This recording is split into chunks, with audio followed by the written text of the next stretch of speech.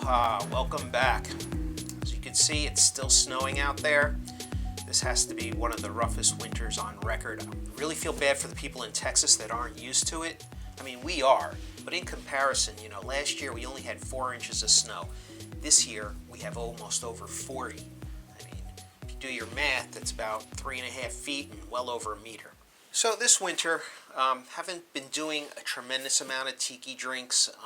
This is when you need it the most in the winter, but trying to get to the supermarket in between snowstorms and getting fresh produce and fresh mint, and the citrus just isn't what it is when in the summer months. So I've been experimenting with a lot of old school stirred drinks, and one of them is called a Toronto cocktail. Seems appropriate, it's Canadian City, it's cold, it's icy, and I wanted something refreshing. So just a word out to the tiki police out there. I'm going to give you a spoiler alert. This may not seem like it's tiki. The Toronto is kind of like a cross between an old-fashioned and a Manhattan. I decided to change it up a bit, and I am going to use a proprietary blend of rum called Old Monk. If you can't find it, and there's a chance you might not be able to, it's been around since the 80s, but if you can't find it, then I would go something like a mild spiced rum.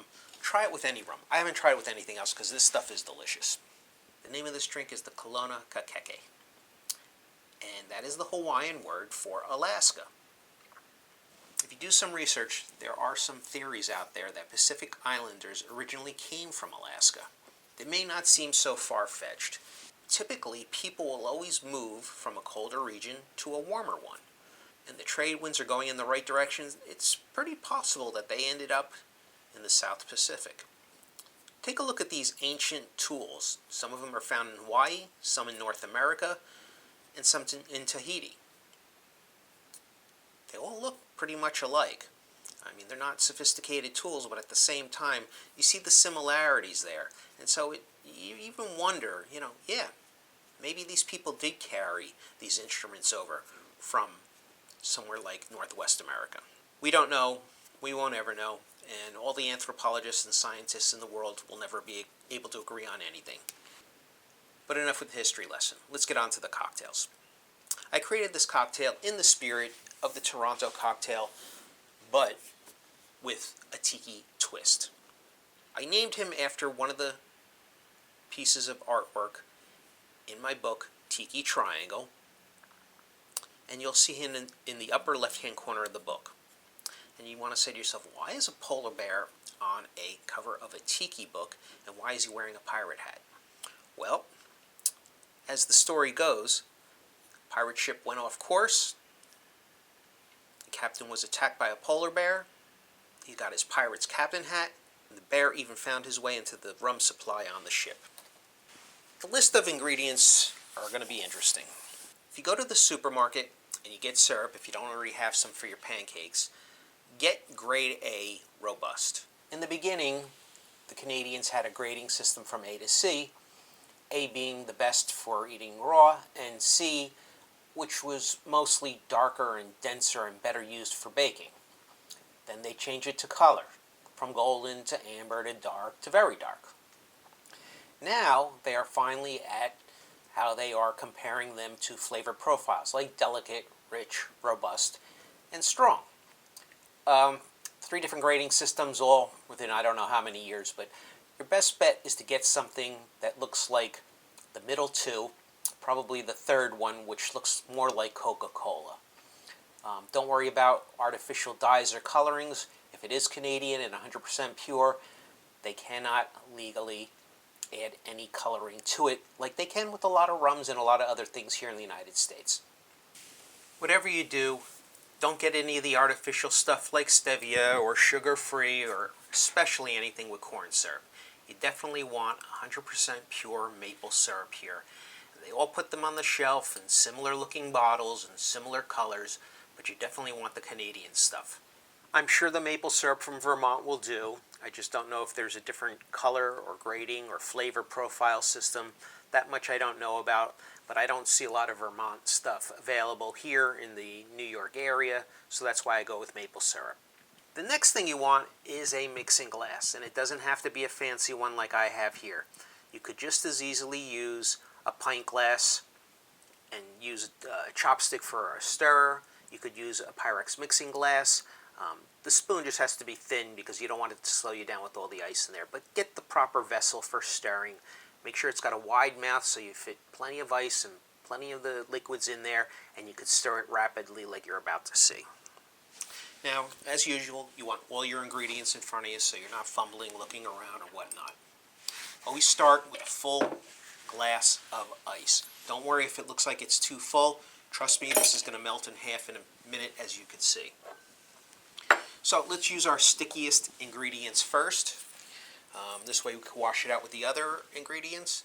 And we are going to do a quarter part of grade A maple syrup. Yeah, it's a little thick, even though I've had it out of the fridge for a little bit, it's still a little thick. Alright, so that goes in. Then we want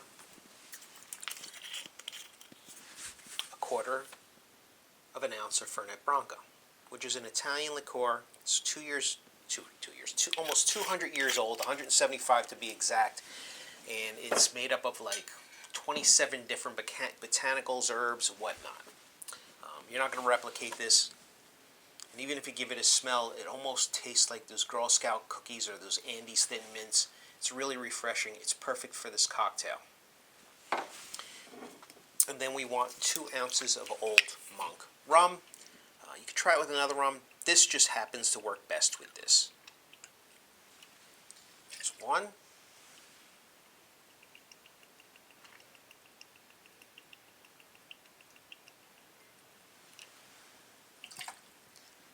And by mixing the thickest ingredients first, we wash that all out so there's nothing sticking to it. We're not going to throw off the balance of this cocktail. And of course, some Angostura bitters, like any good old-fashioned Manhattan, Toronto, or Kalonakikeke will have.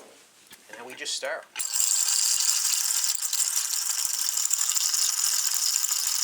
And you continue to stir until you feel the outside of this glass getting cold.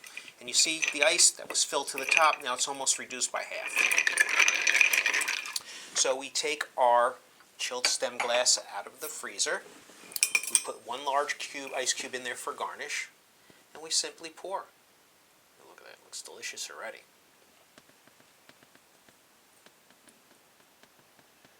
If you want to get really fancy, you get out your gummy bears. Back in November, I was in Greenville, South Carolina for work. I had to do a shoot, and I came across a speakeasy. I'm like, wow, okay, very cool. We have a day to kill, because of course you always want to get there a couple of days early. So we show up at this place, and it's nothing more than a fancy basement, which is, I guess, what a speakeasy is supposed to be, but they gave me a drink called the Rummy Bear, and the gummy bear garnishes were stale. I mean, you're charging me $15 for a drink. You can't get me fresh gummy bears. I see them in the dollar store. How expensive can they be? We'll save him for later. I want to take a sip. Cheers.